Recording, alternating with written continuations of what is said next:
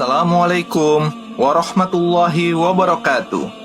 Pada abad ke-9 sebelum Masehi, Nabi Ibrahim alaihissalatu wassalam keluar dari kampung halamannya di Syam menuju ke tanah Hijaz, yakni suatu lembah yang gersang, tidak memiliki tanaman dan dipagari oleh bukit-bukit berbatu.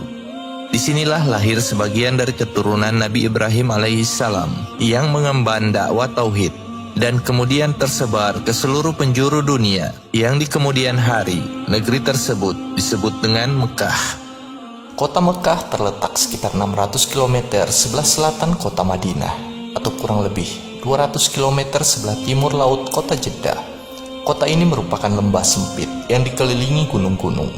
Ada dua gunung yang mengelilingi kota Mekah, yaitu Gunung Abi Kubais dan Gunung Qaqaan.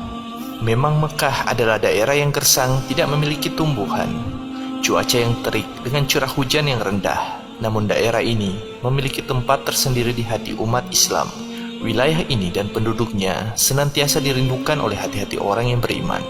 Yang demikian merupakan berkah dari doa Nabi Ibrahim yang Allah abadikan dalam firman-Nya. Rabbana inni askantu min dhurriyyati biwadin ghairi dhi zar'in 'inda بيتك المحرم ربنا ليقيموا الصلاة فاجعل أفئدة من الناس تهوي إليهم وارزقهم من الثمرات لعلهم يشكرون. Ya Tuhan kami, sesungguhnya aku telah menempatkan sebahagian keturunanku di lembah yang tidak mempunyai tanaman-tanaman di dekat rumah Engkau yang dihormati.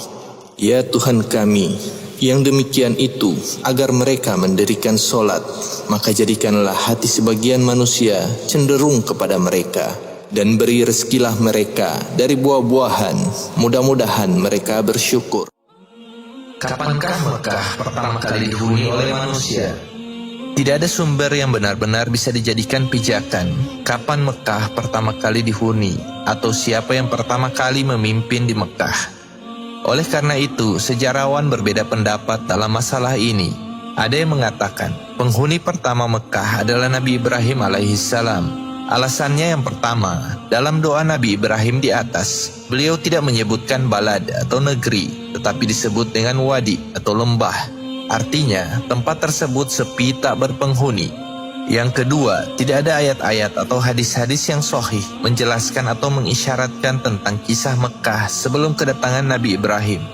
Ketiga, tidak ada syariat mensucikan Ka'bah dan menjadikan Mekah sebagai tanah haram, serta menyeru manusia untuk mendatanginya, kecuali setelah Nabi Ibrahim meninggali tempat tersebut. Pendapat yang lain menyatakan bahwa sejarah Mekah tidak hanya dimulai pada masa Nabi Ibrahim atau Nabi dan Rasul sebelum beliau. Bahkan sejarah Mekah telah ada sejak zaman Nabi Adam alaihissalam. Mereka yang berpendapat demikian berargumentasi dengan ayat Al-Quran. Inna awwala baytin wudi'a lin-nasi lalladhi bibakkata mubarakan wa hudan lil-alamin. Sesungguhnya rumah yang mula-mula dibangun untuk tempat beribadah manusia ialah Baitullah yang di Bakkah atau Mekah, yang diberkahi dan menjadi petunjuk bagi semua manusia. وَإِذْ بَوَّأْنَا لِإِبْرَاهِيمَ مَكَانَ الْبَيْتِ أَلَّا تُشْرِكْ بِي شَيْئًا.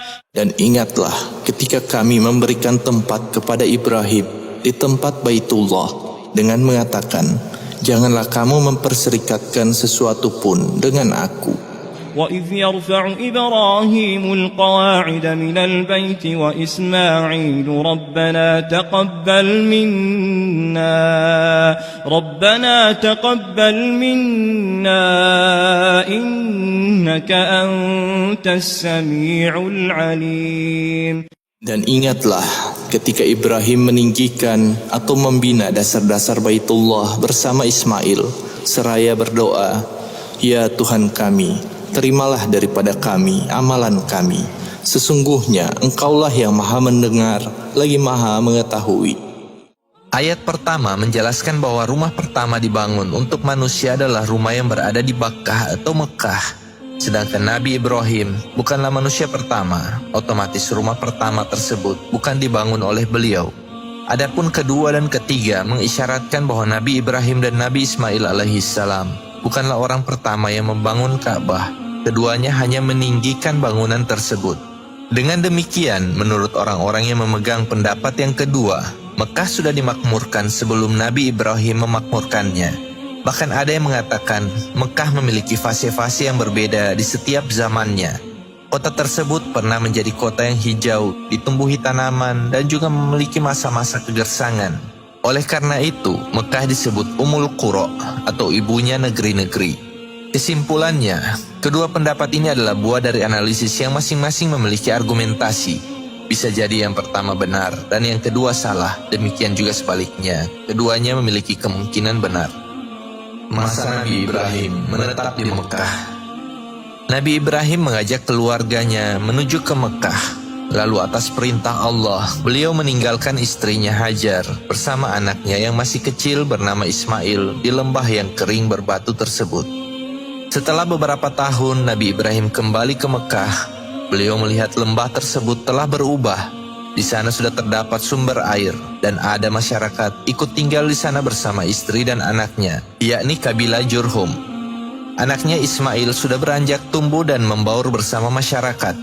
Mekah pun menjadi tempat orang-orang asing singgah dan cahaya agama muncul di sana.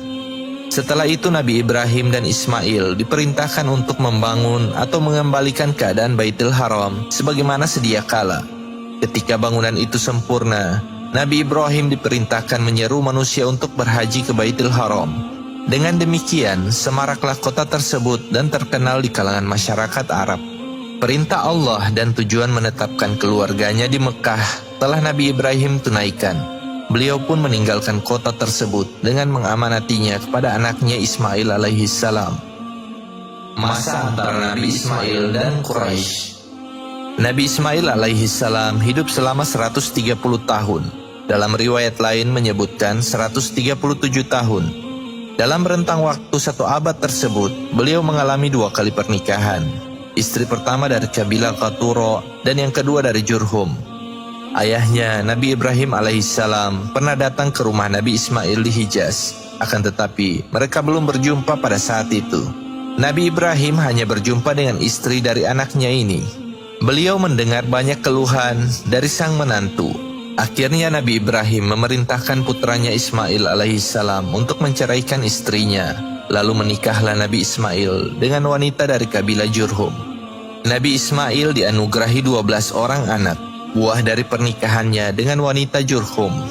Anak-anak Nabi Ismail ditugasi untuk merawat Ka'bah, mengajarkan manasik haji dan mendidik para jemaah haji dengan ajaran tauhid. Ada yang mengatakan bahwa anak-anaknya ini termasuk dari kalangan Nabi, namun bukan Rasul.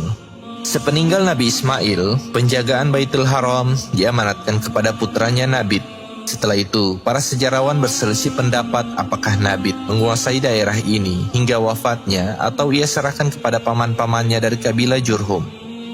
Jurhum menguasai Mekah. Ibnu Hisham menjelaskan dalam sirahnya bahwa yang memerintah Mekah adalah 2 kabilah besar, yakni Bani Jurhum dan Qaturo.